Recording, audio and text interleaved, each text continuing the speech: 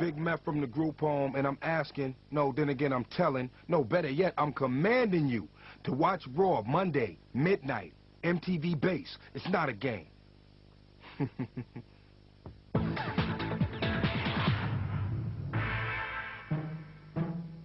Rockefeller, he had a lot of money, but they just didn't have the radio politics. So our next step was like, okay, how can we get their presence on Hot 97? New York's #1 station, Hot 97.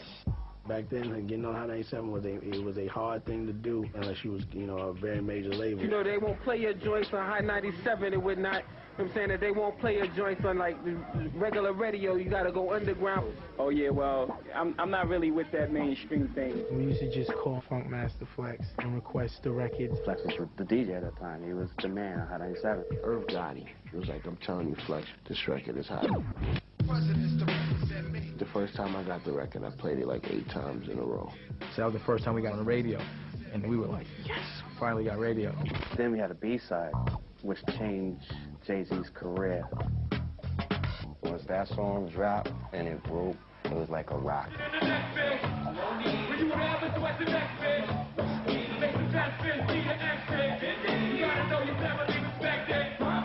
Everybody loved it. In the club, they just made all the DJs play it, play it, play it. The video got into heavy rotations on MTV. It ended up being on the Nutty Professor soundtrack. That's when Jay-Z, national star, was born. Everybody was just waiting for him to do the record. They was like, yo, when you gonna do a record? It was a big expectation for Jay's album. We all did the album at D&D Studios. He was getting producers to do records for absolutely nothing because he was that good. He doesn't write no rhymes down. He listens to the beat and he writes the rhymes in his mind. And Jay will hop from room to room and just knock them out. That's where we recorded Brooklyn's Finest. I was in the studio with Big and I played the beat for Brooklyn's Finest by accident.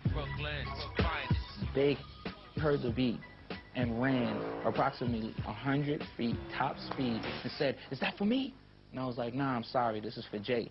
He goes, "Yo, man, let me get on that record, right?" So I'm like, "Come with me."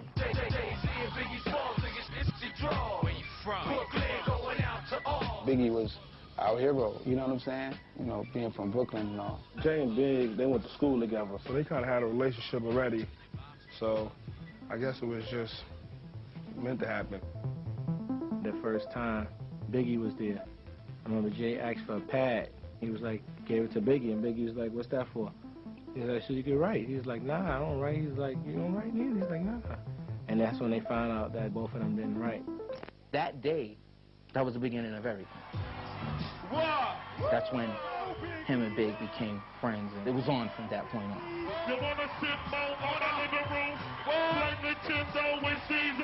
Jay loved Biggie. You know, I never really seen Jay embrace nobody like that, like no other rapper. Like, really nobody. They became, like, real tight, because they used to call each other all the time, be around each other. Like, we did shows together. Them two together wanted to be the #1 rappers. They had conversations on, we are going to smash everybody. Biggie was on his ascent, and Jay didn't even have a setup. Like, no one even knew this record was coming out, and then boom, Big is on it.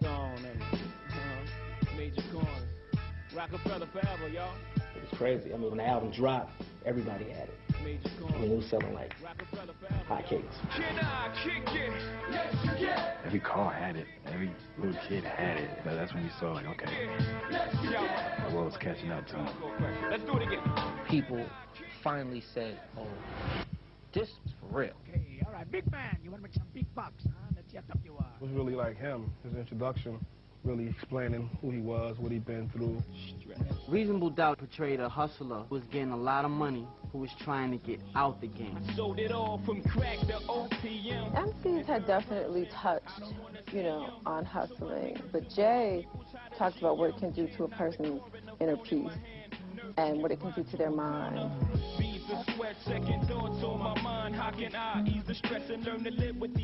It was so simple to believe him, like, because he was that vivid and his picture was painted so perfectly. Everybody thought he was like the lyricist of the future.